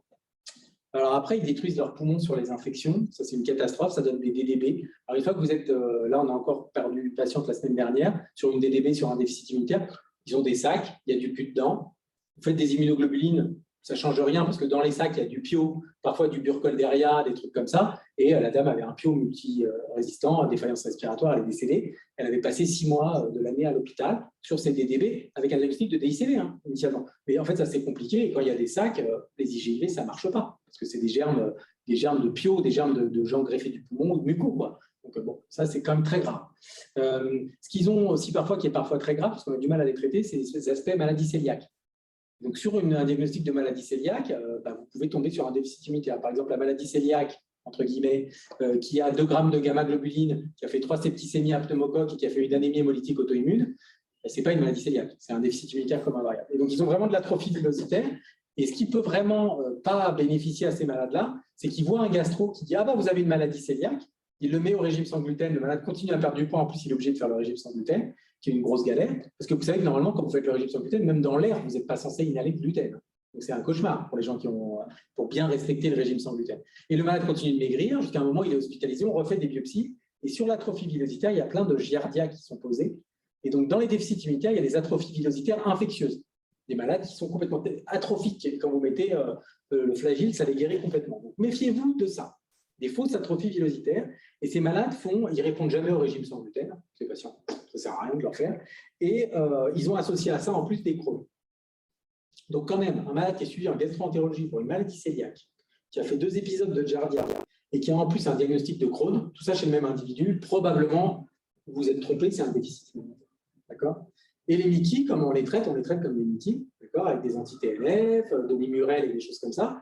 Mais dans un contexte de déficit immunitaire, ce n'est pas anodin. On aggrave leur déficit immunitaire. Il y a parfois des événements infectieux sévères chez ces patients-là. Donc ça revient à ce que je disais tout à l'heure sur la survie. Vous voyez, quand vous avez une autre complication qui n'est pas une infection au cours du DICV, ou de la déficit immunitaire, vous mourrez. Et la catastrophe absolue, c'est ça, qui est maintenant au programme de l'ECN, le DICV au programme de l'ECN, c'est ça, c'est les maladies du foie. Ces malades-là, au cours de leur évolution, alors ce graphe, si vous vous êtes demandé ce que ça voulait dire, c'est combien vont apparaître avant le diagnostic de DICV et combien vont apparaître après. Et donc, vous voyez ce que je vous disais tout à l'heure, par exemple, sur les cytopénies, il y a une bonne partie des malades qui vont avoir le diagnostic avant le diagnostic de DICV. Par contre, pour le foie, c'est pendant l'évolution, ils vont développer une maladie du foie qui est en fait une hypertension portale. D'accord ? Pas d'insuffisance hépatocellulaire, une hypertension portale. Et on ne connaît pas le mécanisme, à tel point que, comme on a remarqué ça que ça se développait chez les patients chez qui on venait de diagnostiquer un DICV. Il y a même des gens qui ont dit que c'est les immunoglobulines intraveineuses. Ça fait des thrombus dans la circulation du foie et ça détruit les sinusoïdes et ça donne cette hypertension portale. Finalement, ça n'a pas été montré. Mais on ne sait pas pourquoi les malades développent cette complication et c'est un peu terrible. Hein. Vous suivez les malades pour le DICV, vous les voyez tous les 6 mois en consultation, ils sont substitués, ça va. Puis un jour, vous palpez une rate. D'accord ? Vous dites, je vais exclure le lymphome, etc. Vous excluez ça et vous vous rendez compte au Doppler qu'il y a une vraie hypertension portale, qu'ils ont des varices œsophagiennes et vous ne pouvez rien faire. Nous, on essaye les immunosuppresseurs, ça marche pour l'instant dans des cas isolés. Et sinon, les malades qui sont avec l'hypertension portale. Et quand vous parlez avec les hépatologues, ils vous disent mais il n'y a pas de critère de greffe parce qu'il n'y a pas d'insuffisance hépatocellulaire. Nous, on greffe les gens qui ont un TP inférieur à…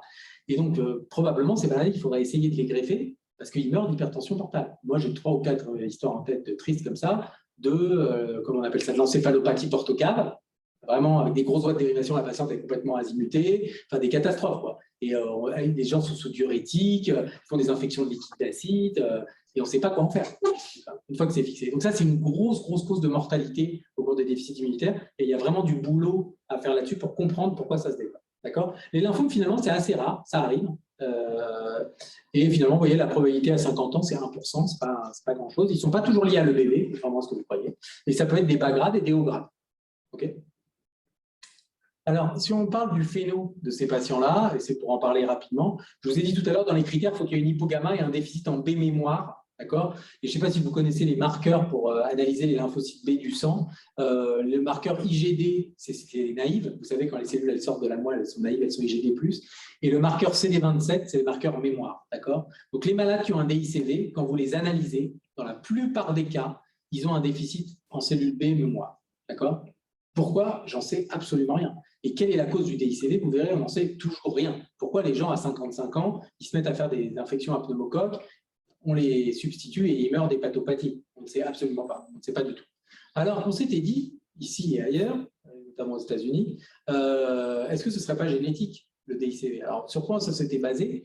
Sur déjà des homogénéas de population. On s'était rendu compte dans la cohorte qu'on avait, ça c'était en 2012 ou 2013, que c'était beaucoup de caucasiens et qu'on n'avait pas vraiment d'afro dans notre série. Et les gens qui faisaient du DICV à New York, là, cette personne qui a bien avancé sur le DICV, elle a dit dans ma cohorte, j'ai quasiment pas d'afro. Donc ça a l'air d'être un truc, maladie caucasienne, d'accord ? Et puis après, on s'est mis à faire des arbres généalogiques et à dire aux apparentés des patients qu'on suivait pour un DICV, s'il vous plaît, est-ce que vous êtes infecté déjà ? Et puis faites un dosage pondéral des immunoglobulines et une électrophorèse. Et on s'est rendu compte que dans 20% des cas, il y avait un apparenté au premier degré qui avait un problème, soit clinique et ou biologique. D'accord ? Et donc ça, on s'est dit, super, on vient de comprendre, c'est une maladie génétique, au sens monogénique, comme la mucoviscidose ou la myopathe du chêne, et on va faire de la génétique et on va tout comprendre et on va tout trouver. Bon, malheureusement, ce n'est pas du tout comme ça. D'accord ? Maintenant, il y a beaucoup de génétique qui est faite chez ces patients-là, et globalement, ça explique moins de 10% des DICV. Et ça, on arrive à un truc sur lequel je veux vous sensibiliser, parce qu'en hémato, ça vous sensibilise aussi, c'est toutes les techniques de puces. À l'heure actuelle, on fait des puces pour tout. Des LGL, des puces pour des myélodysplasies, des puces pour des déficits immunitaires. Ça, c'est super. Une fois qu'on envoie la puce, c'est super. Ça anxiolyse tout le monde, mais après, on la récupère et là, les problèmes commencent. Parce que de temps en temps, et même la plupart du temps, on vous rend des variants dont vous ne savez pas quoi faire. Ce qu'on appelle des variants de uncertain significance, des VUS. Et ça, il y a ça dans les maladies myéloïdes avec l'hématopoïèse clonale, vous en avez plein et vous ne savez pas quoi en foutre. Et nous, on a la même chose dans les déficits immunitaires. Donc, on vous dit, on a trouvé un variant dans NF-κB1. Ce variant, il n'a jamais été exploré fonctionnellement. On ne sait pas quoi en faire. Eh bien, soyez méfiants, parce qu'un diagnostic de maladie génétique pour un patient et sa famille, c'est super lourd. Il y a des gens, ils pètent un câble, ils deviennent fous en consultation quand vous leur dites ça. Donc, soit vous êtes sûr de votre coup, c'est-à-dire que ce variant a été rapporté dans la littérature et testé fonctionnellement comme responsable de DICV chez 50 personnes différentes dans le monde. Là, vous pouvez dire, bon, je crois qu'on a trouvé, monsieur, la cause de votre déficit immunitaire. Globalement, ce sont des gènes qui permettent le fonctionnement des lymphocytes B et la coopération BT. Vous n'êtes pas très étonné. Il ne faut pas apprendre les noms de ces trucs-là. Soit vous n'êtes pas sûr de votre coup et vous écrivez dans votre courrier, on a isolé un variant de signification indéterminée. Et ce que vous pouvez faire, c'est éventuellement faire la ségrégation familiale de ce variant, c'est-à-dire de prendre tous les gens qui sont atteints dans la famille et regarder s'ils l'ont, et ceux qui ne sont pas atteints, voir s'ils ne l'ont pas. Si ils ont tous ça dans la famille et qu'il y a un seul malade, il ne faut pas vous lancer en disant aux malades vous êtes malade. Et le deuxième problème, c'est que les patients qui ont des enfants à moins de 18 ans, ils vous disent est-ce qu'il faut que je teste mes enfants maintenant que vous m'avez diagnostiqué ? L'anomalie la plus fréquente génétique au cours du DICV, c'est les mutations de NF-κB1. C'est les mutations de perte de fonction, des gens ont une hypogamma avec parfois de l'auto-immunité, etc. Et souvent, ils vous posent la question, mais est-ce que mes enfants, il faut les dépister? Parce qu'ils sont hyper anxieux et choses comme ça. Et là, on arrive à un deuxième problème de la génétique qu'on appelle la pénétrance incomplète. D'accord? C'est-à-dire des gens qui sont porteurs de variants, ils ne sont pas malades. D'accord? Et notamment pour NF-kappa-B1, la pénétrance, je crois qu'elle est de l'ordre de 50%. Vous pouvez avoir la maladie et ne pas être malade du tout. Donc moi, je déconseille ce type de test chez les enfants qui ont moins de 18 ans et qui sont asymptomatiques. Après, si le petit est suivi pour un Crohn hyper grave, personne ne comprend rien, pourquoi il est aussi réfractaire, ça vaut le coup. Mais sinon, voilà. Donc là, c'est vraiment les limites de la génétique, parce que les gens disent, bah, tiens, je vais envoyer une puce, ça va régler le problème. Ça vous ramène, de manière stricte, moins de 10% de diagnostics. Sinon, 90% des DICD sont à l'heure actuelle inexpliqués. Des maladies de l'adulte inexpliquées.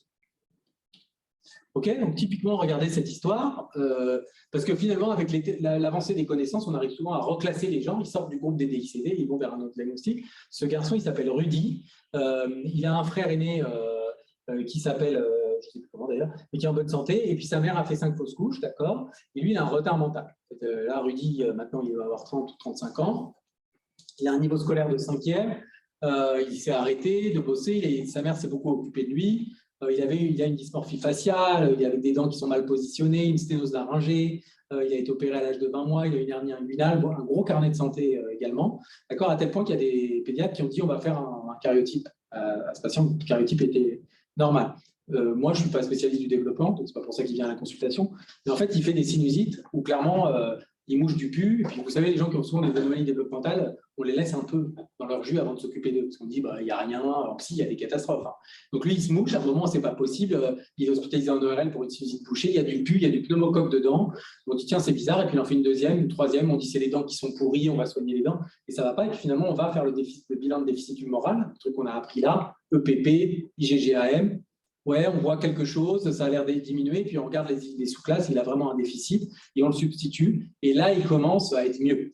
Alors, la voie sous-cutanée, tant qu'il habitait chez sa mère, ça se passait bien, puis quand il s'est installé avec sa copine, c'est la cata. En fait, il se percusait à côté, l'infirmière qui venait voir, elle disait c'est la catastrophe, et puis il développe une splénomégalie. D'accord, au cours de l'évolution. On dit, bon, bah, ça y est, il a l'hyperplasie nodulaire régénérative, on cherche une hypertension portable, on fait une prise de pression, hein. On ne diagnostique pas ça, on dit bon, est-ce qu'il a un lymphome? Est-ce qu'il faut lui enlever la rate? On est inquiet. Ça peut être du granulome, je vous en ai parlé tout à l'heure, et on décide de le surveiller, la rate ne bouge pas. D'accord? Et son problème, c'est que là, en 2000 quelque chose, il a 39 de fièvre pendant 3 semaines. Sa mère, elle est hyper horrifiée, hein. Elle lui donne des antibiotiques. 1 semaine, 2 semaines, 3 semaines, ça ne bouge pas. Il ne répond pas à l'augmentin. Il a un syndrome inflammatoire. Il est hospitalisé dans le service. Bon. Est-ce que cette radio est normale? Non. Effectivement, là, il y a la crosse de l'aorte, mais là, effectivement, il a un ganglion dans le médiastin. Et quelqu'un qui a 39 et qui a 20 ans et qui a une adénopathie comme ça, asymétrique, il a un Hodgkin jusqu'à preuve du contraire. Donc, il est hospitalisé. Mais lui, il est dans un contexte de déficit immunitaire. Une pneumopathie basale droite.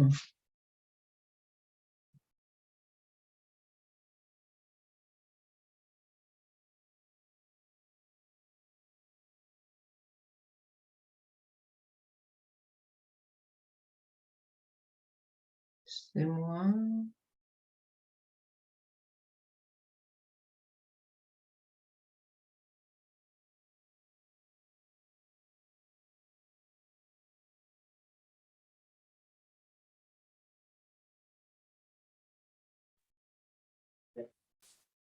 Pour les gens qui sont connectés.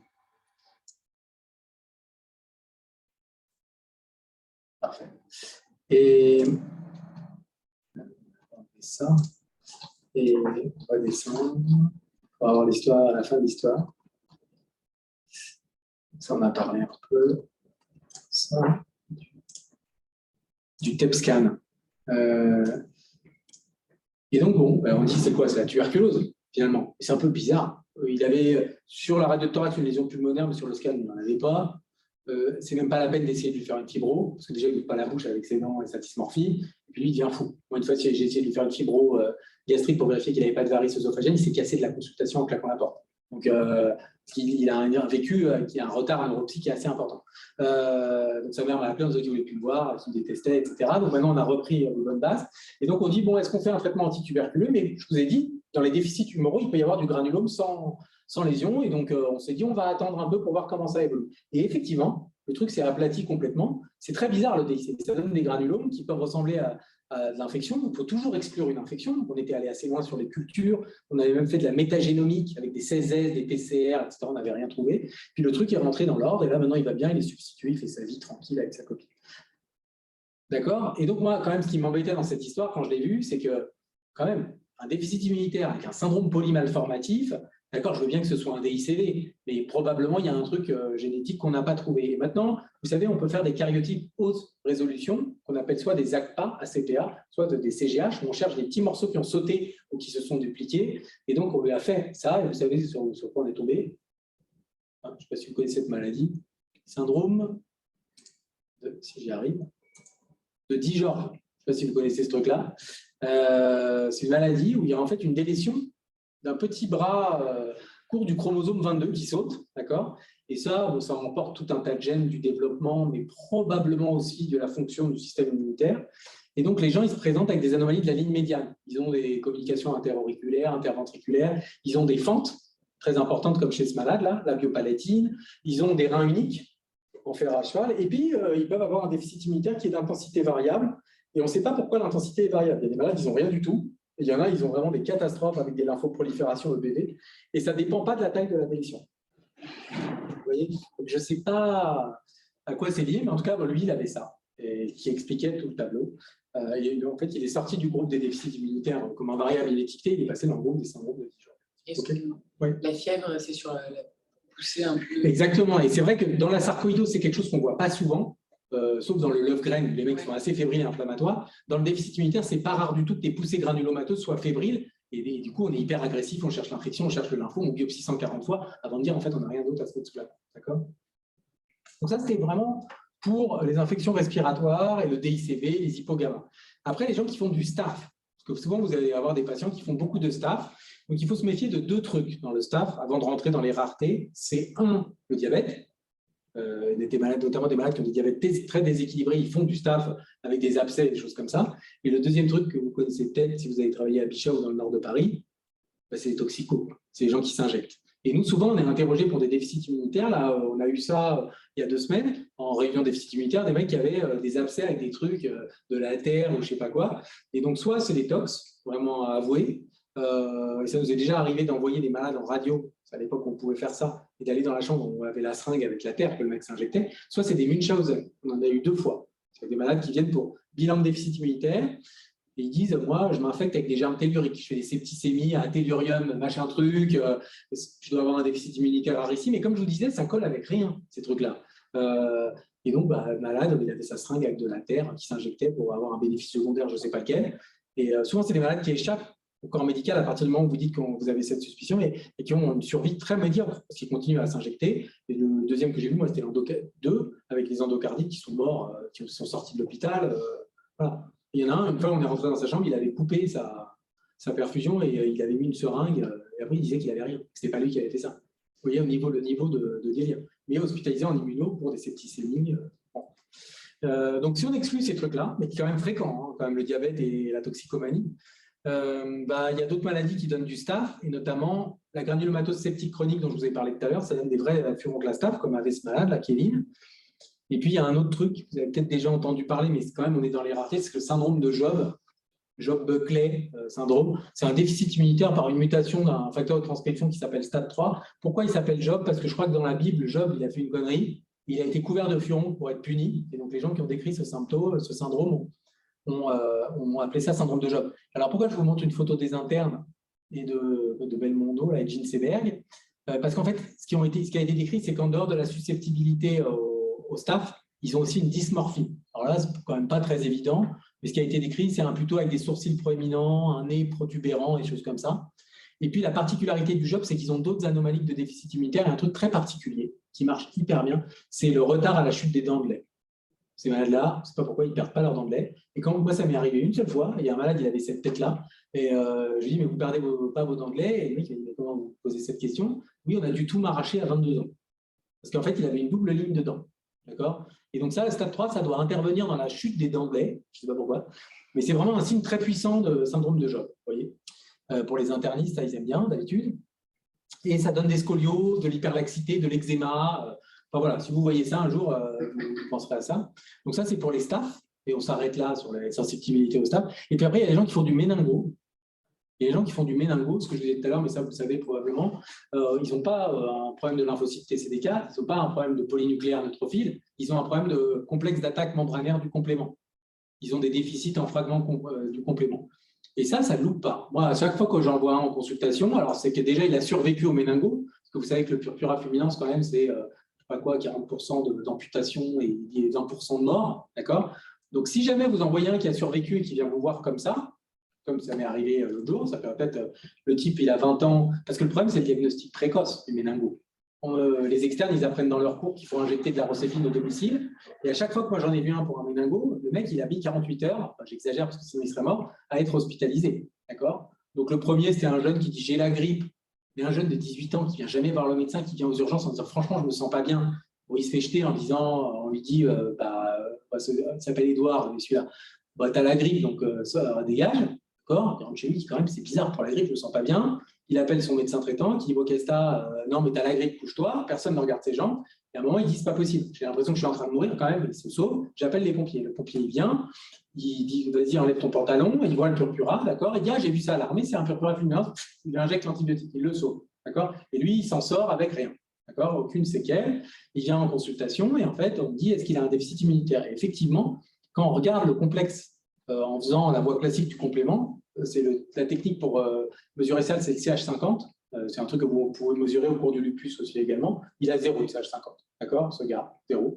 Et quand vous dosez les facteurs, eh ben, lui, il a un déficit en C7. D'accord? Déficit en C7. Donc là, on est passé à côté. Un autre, luxembourgeois, il vient en consultation. J'ai fait un purpura fulminans, lui aussi, sauvé par je ne sais pas qui a dit, en fait, c'est bizarre, il a du purpura, il faut lui mettre des antibiotiques avant de l'emmener à l'hôpital. Il vient, CH50, 0, déficit en C6. D'accord? Bon, très bien. Et l'autre, par contre, moins de chance. 48 heures de délai, il n'y a pas de rendez-vous chez le médecin traitant. Il arrive, réanimation, amputation complète. Donc, il arrive, il est comme ça, en chaise, et il est hospitalisé parce qu'il a un vespertilio. Ça, c'était cet été. L'été, il vient en salle. On me dit, c'est un mec qui a fait un purpura fulminans, mais là, il a de la fièvre et on pense qu'il a un lupus. Je dis, bon, ok, envoyé. Donc, il arrive le samedi après-midi et le type, il a un vespertilio. D'accord? Il a mal aux articulations qui lui restent. Il a pu, et il a cette histoire-là. Et j'ai dit, effectivement, ça ressemble à un lupus, ce truc. Il a des anti-DNA qui explosent les tubes et tout. CH50, 0. Même en dehors de la poussée, parce que c'est ça qui a été compliqué. Comme le lupus, ça fait consommer le complément. Et donc, il a un déficit en C8. D'accord? Et j'en ai un autre avec properdine. Donc, je les ai presque tous. Voilà. Et j'ai une autre patiente d'origine africaine qui, elle, a un lupus avec une anémie hémolytique auto-immune. Et il y a un des praticiens qui passait faire la visite, elle a été hospitalisée pour une anémie hémolytique. Il dit c'est bizarre, elle n'est pas en grande poussée lipidique, elle a un CH50 à 0, effectivement déficit en C6. Et ce qui est drôle avec le luxembourgeois, ce qui est drôle d'une certaine manière, je dis, il dit j'ai plein de frères et sœurs et tout. Je dis personne n'a jamais rien eu? Non. En consultation, il me dit non. Mais je vous tiens au courant par mail. Il repart au Luxembourg et il m'envoie un mail en disant ah oui, je vous joins un compte rendu d'hospitalisation de ma sœur. Sa sœur, elle était en réa pour un purpura fulminans. Et elle était dans la nature comme ça en train de se balader. Et donc sur les 6 de cette famille, hein, ils sont 4 à avoir un CH50 à 0, dont 2 qui avaient, à 40 ans, jamais fait de manifestation. Donc, eux, ça peut aider quand même, ce diagnostic, parce que lui, il a été vacciné contre pneumo et méningo, les autres ont une boîte d'antibiotiques et ont été vaccinés. Donc, voilà, c'est quand même assez important de faire du dépistage quand vous diagnostiquez ça. Donc, le complément, ça sert surtout pour le méningocoque. Ça sert aussi pour le pneumocoque, donc il faut les vacciner contre le pneumo. Et les gens qui ont des déficits en complément, il y en a certains qui font des syndromes lupiques, comme celui-là, Anthony, là, dont je vous ai parlé, qui est lui, par contre, en chaise et qui ne bouge plus. Qu'est-ce qui reste assez content. Il demande un peu de tramadol pour vendre ça, probablement pour faire du commerce. Il me dit, ça ne vous dérange pas de m'en donner? Je dis, mais pourquoi? Je vous expliquerai plus tard. Je dis non. Il me dit, bon, tant pis, c'était juste pour savoir. Il m'envoie des mails comme ça. Donc, il fait sa vie. Le mec, il ne peut plus bouger. Quand même. Avant, il était sportif. Bon. Et puis, après, il y a les déficits en neutrophils. Ça, c'est gravissime. Parce que si vous allez à une soirée déguisée et on vous demande en quelle cellule du système immunitaire il faut vous déguiser, souvent, les gens veulent faire les intellectuels en prenant le lymphocyte T, CD4. En fait, il n'intervient pas tout le temps. C'est sûr que c'est grave, mais la première ligne, c'est les macrophages, les mastocytes et les PNN. Et donc, un déficit en PNN, ça se sait assez vite à la naissance d'un enfant, parce que globalement, je ne sais pas si vous savez ce qu'il fait comme infection, c'est sur le cordon. Il fait des omphalites. Le truc commence à s'infecter, il y a une sinusite, il y a une cellulite. Et là, il faut vraiment se méfier et rechercher un déficit en polynucléaire. Et parfois, ce n'est pas évident le déficit en polynucléaire, parce que ça peut être un déficit quantitatif, Et là, vous faites une NUM à l'enfant, il a 0. Bon, c'est la cata, il a les antibiotiques, et puis il faut essayer de faire le diagnostic, mais ça peut vraiment être un déficit vraiment qualitatif. Et ça, c'est un peu plus compliqué. D'accord? Et dans la fonction du polynucléaire, mais on revient à ce qu'on a dit tout à l'heure, ça nous permet de faire le tour, et ben, il y a la fusion phago-lysosomale. Ça permet de phagocyter des bactéries extracellulaires, voire éventuellement des champignons, et de les fusionner avec un lysosome. D'accord? Et quand les gens n'arrivent pas à avoir cette fusion phago-lysosomale parce que la chaîne oxydative ne produit pas de radicaux oxygénés pour détruire la bactérie ou le champignon, ben, ils ont cette maladie qui s'appelle la granulomatose septique chronique. Donc, globalement, qu'est-ce qu'ils font ces patients qui ont des déficits en neutrophiles au sens large? Ils font des sepsis à pio, quand même, un peu comme les patients en aplasie, du staph, de la peau, des grosses cellulites, parfois de la cellulite périnéale, horrible, et puis du champignon. D'accord? Donc ça, c'est vraiment, il faut se méfier des PNN. Et chez l'adulte, ce qu'on a déjà vu, c'est des malades qui commencent à développer des infections à staph qui ont des neutrophiles dits normaux, mais qui deviennent macrocytaires ou des choses comme ça. Et donc, ils ont des myélodysplasies qui commencent avec des déficits fonctionnels en neutrophiles. Et ça, on peut voir ça chez l'adulte. Ce qui est, à mon avis, plus fréquent que les déficits en chaîne oxydative. Et ceci dit, quand on les cherche, on les a trouvés. Hein. D'accord. Ça, c'est pour les virus. On a parlé du zona. Est-ce que sur les verrues à répétition, il faut se lancer? Ça dépend un peu du tableau. Hein. Vous verrez tout à l'heure des images extrêmement inquiétantes. Si le malade il a des verrues partout sur les doigts, ça ne lui permet même pas de tenir sa souris d'ordinateur. Moi, j'ai une patiente, elle a ça. Je pense que c'est un déficit immunitaire. Il faut rechercher une infection HIV. Et puis après, il y a des gènes du déficit de l'HPV. Et il faut se méfier chez les patients, notamment les femmes, des complications gynécologiques, des malades qui meurent de cancer à HPV. D'accord? Mais récurrence herpétique, est-ce qu'il faut chercher un déficit immunitaire? Bof, vraiment, c'est pas clair.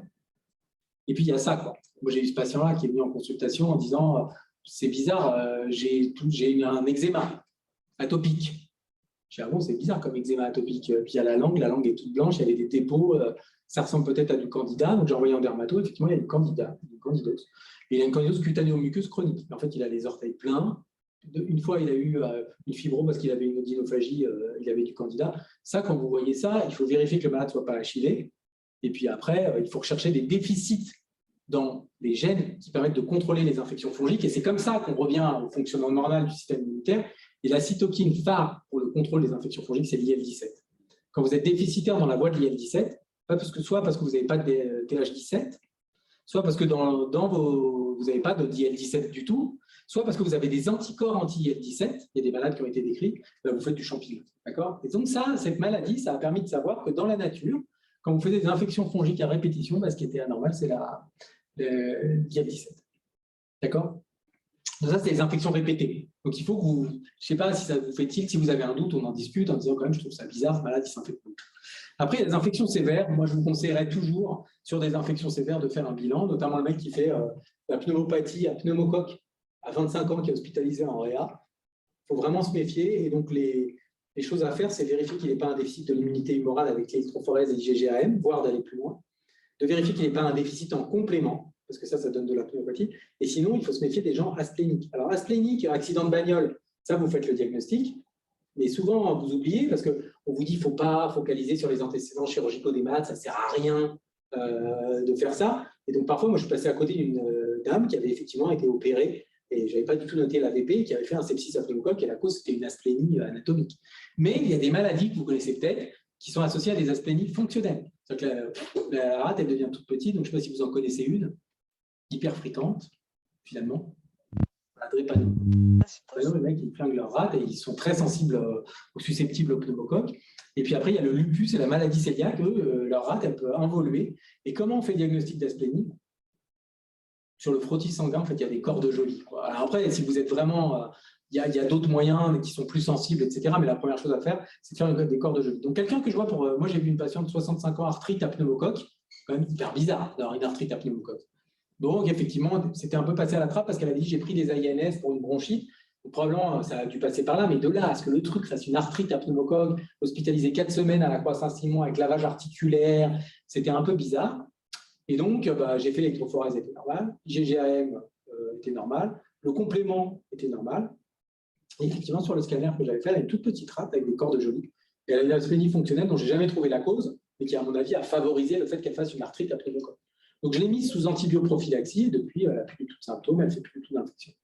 D'accord? Donc, le pneumocoque, c'est ça, globalement. Salmonelle, Alors, les gens disent, salmonelle, c'est pas grave, c'est un peu comme Campylot, c'est que vous avez mangé du poulet pas cuit, vous faites du Campylot, et puis on dit, c'est pas grave. Et le mec, il fait 18 Campylot quand même, ou qui a son carnet de santé rempli de Campylot, de Giardia et tout ça. Il doit avoir une recherche de déficit de l'immunité humorale, et puis si vous ne trouvez pas ça, il faut demander un avis, parce qu'il y a tout un tas de voies qui sont professionnelles dans l'immunité anti-salmonelle, et notamment la voie de l'IL-12. C'est comme ça qu'on a su que l'IL-12, c'était hyper important pour les salmonelles. C'est qu'on a eu des malades qui avaient des mutations dans l'IL-12 récepteur et qui faisaient des salmonelloses horribles. Et donc voilà, regardez les infections virales. Ça, c'est un HPV. D'accord? Ce qu'on appelle les trimanes. Vous avez peut-être déjà vu ça à la télé ou sur Internet. Ce malade-là, c'est de l'HPV, tout ça. Et il habite en Amazonie, donc il n'avait pas recours aux soins. Et à un moment, ils ont dû se dire, quand même, c'est bizarre, on est le 4 dans la famille à avoir ça. D'accord? Et ça, c'est de l'HPV. Donc ça, et évidemment, si vous voyez un malade qui a ça, et ça, c'est de l'HPV sur le visage, parce que des verrues énormes. Et donc ça, c'était des maladies chez des Amazoniens consanguins, où ils ont découvert des gènes très importants pour le fonctionnement normal du système immunitaire. Et ce qui est intéressant chez ces malades-là, c'est que les gènes qu'ils ont trouvés, il y en a qui touchent le système immunitaire, d'accord, mais il y en a qui touchent aussi l'épithélium de la peau, d'accord. Comme quoi, l'épithélium, c'est une vraie défense contre l'HPV. Donc les gens qui ont peur à la piscine en disant j'étais à la piscine, j'ai chopé des verrues. En fait, avoir des verrues quand on est jeune, transitoirement c'est normal, mais avoir des verrues qui durent quand vous êtes adulte, ce n'est pas normal. Il faut vérifier la sérologie VIH, vérifier quelques trucs. Alors lui, c'est vraiment très très anormal. Il y a tout un tas de génétiques maintenant de l'HPV, y compris chez l'adulte, qui permettent d'avoir des diagnostics. Le deuxième truc, moi, qui m'intéresse particulièrement, c'est le BV. Vous savez, le BV, on fait une primo-infection, parfois asymptomatique en moins de 5 ans. Personne ne le sait, vous êtes en crèche, vous léchez vos camarades, etc. Et souvent, vous avez des enfants qui sont séropositifs au bébé très tôt. Soit vous faites la mononucléose après avoir embrassé quelqu'un qui excrétait du virus, et puis normalement, vous faites de la fièvre, et puis vous êtes fatigué, vraiment très fatigué, vous pouvez avoir une grosse rate, des ganglions, mais ça s'arrête là, d'accord? Les malades que nous, on voit, que moi je vois typiquement, c'est les malades qui sont en réanimation, qui ont fait une primo-EBV, et qui sont dans le grand syndrome d'activation macrophagique. 0,5 de fibrine, 4000 de transat sur une primo-BV. En tout cas, si vous voyez ça, il faut dire que ce n'est pas normal, il faut rechercher un déficit immunitaire. Et il y a tout un tas de déficits immunitaires, de susceptibilité à l'EBV qui ont été décrits dans les 15-20 dernières années. Et il y a notamment celui-là que vous connaissez peut-être qui s'appelle le syndrome de Purtilo. David Purtilo, c'était un pédiatre anglais qui a dit c'est bizarre, il a fait des arbres généalogiques, il y a des familles où les garçons meurent comme des mouches quand ils font la primo-EBV. 1, 2, 3, 4, il a publié ça. Il a dit que ça a l'air d'être lié à l'X parce qu'il n'y a que des garçons qui meurent. Et puis, quelques années après, on s'est rendu compte qu'effectivement, ces malades avaient des mutations dans des gènes qui étaient codés sur l'X, un qui s'appelle SAP et un qui s'appelle DIAP, on s'en fout. Mais en tout cas, il faut vraiment que ça déclenche un truc où vous dites une primo-EBV qui aboutit à une hémophagocytose très grave doit avoir un bilan génétique. Une primo-EBV qui aboutit à une rupture de rate, parce qu'il y a écrit ça dans les textbooks, la primo-EBV, ça peut faire péter la rate, doit avoir ça. Nous, ce qu'on a eu aussi, c'est des malades pédiatriques qui étouffent avec des amygdales qui sont coalescentes qu'il faut opérer en urgence. Ça, c'est anormal. Ça doit faire rechercher quand même une susceptibilité génétique. Et donc, on a su, grâce à ces gènes, quels étaient les gènes importants pour le contrôle de l'EBV. Mais pour ne pas spoiler, ce qui est important pour le contrôle de l'EBV, c'est avoir des TCD8 qui s'activent et qui prolifèrent, qui arrivent à désinguer les B1 par l'EBV. Donc, il y a tout un tas de gènes qui ont été trouvés. Donc, le fonctionnement normal du système immunitaire a été compris par ces déficits immunitaires. Et après, vous voyez ces infections fongiques là, qui donnent des trous. Ce n'est pas la petite candidose des plis du bébé qui a les couches. Ça fait des trous. Et ça, c'est absolument terrible d'avoir ça. D'accord? Et donc là-dessus, on s'est rendu compte qu'à côté des déficits T, il faut surtout chercher une infection HIV, il y avait des déficits des molécules de reconnaissance de patterns fongiques, notamment une qui s'appelle CARP9.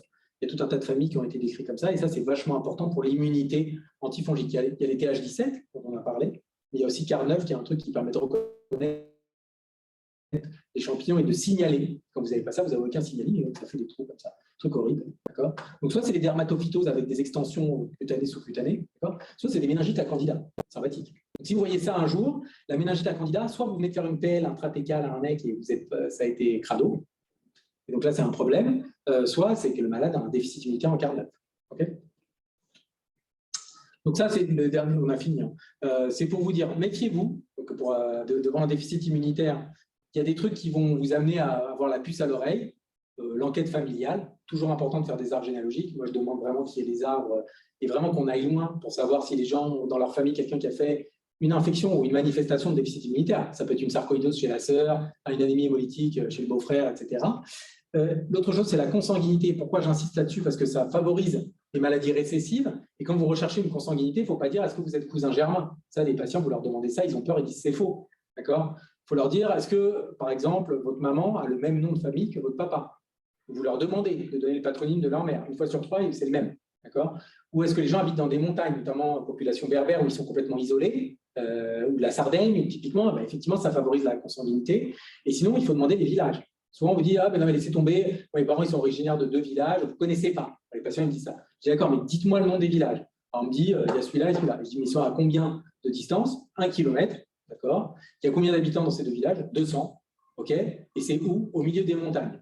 Donc, même s'ils n'ont pas le même nom, quand même, c'est très probable qu'il y ait de la consanguinité parce qu'il n'y a pas de possibilité. Les gens, ils ne peuvent pas se déplacer, il y a des endroits où c'est très reculé. Donc, vraiment, il faut aller loin pour savoir la consanguinité. Et puis, c'est ce que je vous disais au début, à côté des manifestations infectieuses, maintenant, vous verrez en fonction des manifestations infectieuses, vous direz, je recherche ça, ça ou ça. Il y a d'autres manifestations qui mettent sur la piste des déficits immunitaires, l'auto-immunité avec la cytopénie, les proliférations lymphoïdes avec le granulome, les maladies du foie, vous avez vu ça, les anomalies développementales, et là, ça, c'est un interne qui mesure son périmètre crânien, parce qu'on a vu des malades avec des microcéphalies ou des choses comme ça. Donc bon, c'est un truc, ça peut vous amener, ça peut venir de tous les côtés. Et il faut vraiment se méfier. Et il y a un truc que vous verrez, c'est souvent on est contacté en hémato. C'est une malade, moi j'ai un patient, 60 ans, d'accord, lymphome B diffus à grande cellule de l'amygdale, je ne sais pas s'il est EBV+, il lui enlève l'amygdale, c'est là où ils font le diagnostic, il fait 6 R-CHOP, d'accord, 6 R-CHOP. Il est en rémission. Après les 6 R-CHOP, il commence à avoir, impossible d'avaler, on fait une fibro, candidose œsophagienne. D'accord, un peu bizarre. Après, on remarque qu'il a une neutropénie, on dit tiens, il doit avoir une myélodysplasie, myélogramme, moelle riche, population LGL, d'accord, et le mec, il fait une LGL, d'accord, avec une neutropénie, très bien. Il arrive en consultation, il a des verrues partout, d'accord, et il fait 3 infections à pneumocoque. Et donc, on nous dit, est-ce que c'est la chimio qui a donné ce truc-là ?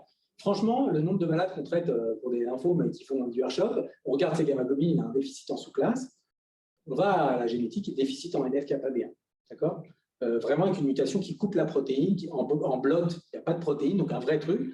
Et je dis, bon, il a 5 frères et sœurs et 10 enfants. Je dis, je vais voir, juste faire la ségrégation.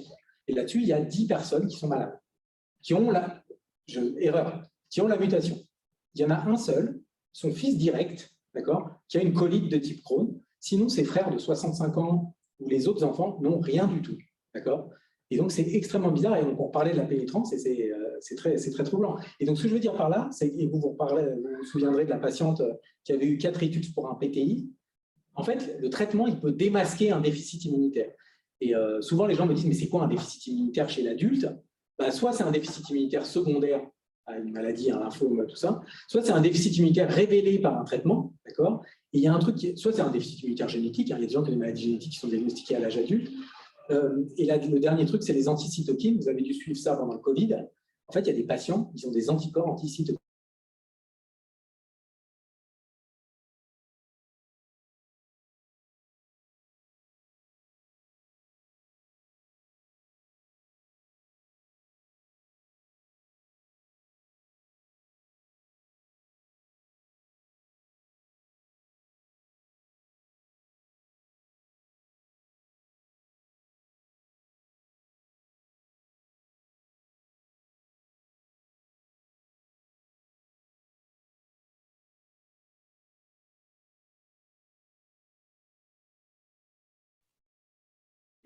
Et qui font des Covid graves, et ils ont dit c'est l'interféron alpha qui est hyper important. D'accord ? Donc vraiment, c'est ça. Et donc le spectre des déficits immunitaires, c'est, au départ, c'était les infections, et puis maintenant, ça peut être n'importe quoi, y compris l'allergie, hein, si vous voulez. Voilà, je vais me reconnecter pour voir s'il n'y a pas de questions. Mais voilà, vous voyez, c'est un peu compliqué, mais ça a permis de comprendre bien la physiologie quoi, du système immunitaire. Et je trouvais ça mieux de parler de ça, plutôt que de parler du polynucléaire in vitro, comment il produit des trucs. Donc voilà, quoi. Donc, je ne sais pas si vous avez des questions. Et puis sinon, vous verrez des cas. Après, une fois que je fais des topos comme ça, les gens voient des déficits immunitaires partout, c'est pas grave. Et le plus fort qui me soit arrivé, c'était dans un congrès de médecine interne où je parlais des pièges et tout ça, et notamment que les lymphomes peuvent être un premier signe de déficit immunitaire. Il y a un mec dans l'assistance qui travaillait dans un labo pharmaceutique, qui était là, qui a dit, mais je peux vous voir quand même, je viens de voir votre topo. Il dit, moi, j'ai un eczéma extrêmement sévère depuis que j'étais petit. J'ai fait un lymphome de Hodgkin. Et sur mon eczéma, j'ai fait un Kaposi-Juliusberg. Vous savez, un gros VZV dégueulasse dessus. Il me dit, est-ce qu'il faut penser que je viens vous voir en consultation? Qu'est-ce que je me retrouve dans cette histoire? Déjà, les consultations sont pleines. Le mec vient, quand même, je l'examine. Il me dit, ouais, j'ai quand même cet eczéma. Et puis, il dit, là, j'ai une perlèche. Il y a le candidat. Tu vois, je me dis, bon, c'est bizarre. Il est en rémission du Hodgkin. Il a fait un Hodgkin ban à VVD terminé. Le truc, je dis, bon, j'envoie la puce, j'envoie pas la puce. D'abord, faisons les gamma-globulines normales, le phéno normal, les IgE normales. Mais comme il était du milieu, je me dis, je ne sais pas ce qui me pousse à faire le truc. Et en fait, le truc revient avec une mutation de cardose délétère qui coupe la protéine en deux. Et en fait, je retourne à la littérature. Et en fait, je tombe sur les mutations de cardose qui donnent de l'eczéma, des lymphoproliférations et qui, les gens vont beaucoup mieux quand ils sont adultes. Et c'est vrai qu'ils ne se plaignent de rien. Et ce gars qui s'appelle Franck, là, il dit, mais en fait, et lui, il était là au topo, il est venu. Et donc, ce qui est compliqué, c'est un peu ça, quand on fait des cours pour les dermatos, pour les gastro, c'est où il faut mettre le curseur et quand il faut déballer le phéno et éventuellement la génétique. Mais nous, justement, on est là pour ça, pour essayer de discuter avec vous, pour essayer de canaliser, parce qu'à l'écart, sinon, ils se prennent des demandes de génétique en permanence, avec des bus qui sortent, et on ne sait absolument pas comment faire. Et les dermatos, quand je lui dis, il a une mutation de cardose, mon pote dermato, il le voit en consulte, il écrit, ça suffit de faire du surdiagnostic avec des manifestations, parce que la dermatite atopique, c'est très fréquent. Donc, vous cherchez des trucs, vous les trouvez. Puis après, il a revu, il doit faire un topo la semaine prochaine, il a revu les mutations de cardose, il m'a dit, en fait, tu avais raison. Parce que là, il y a vraiment une mutation de cardose, puis le Hodgkin, probablement, fait partie du phénotype aussi, quoi. Donc, les lymphomes, les cancers, l'atopie, tous ces trucs, ça peut être aussi des signes de déficit immunitaire. Donc, c'est compliqué. Qu'est-ce qui peut expliquer un zona ophtalmique? C'est un sujet immunocompétent.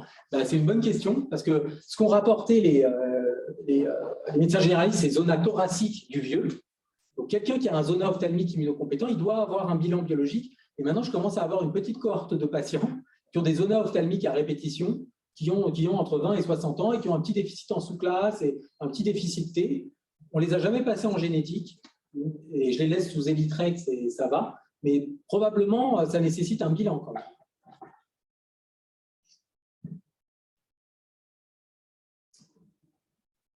OK. Pas de questions pour vous? Ça vous viendra quand vous verrez les malades en disant il a une sarcoïdose, il a une anémie hémolytique. Mais souvent, après, vous les voyez partout, les trucs, mais bon. Polyarthrite aussi pour les maladies auto-inflammatoires, voilà, le déficit immunitaire. Voilà. Bon. OK, merci. Voilà, le mail est dispo à PHP.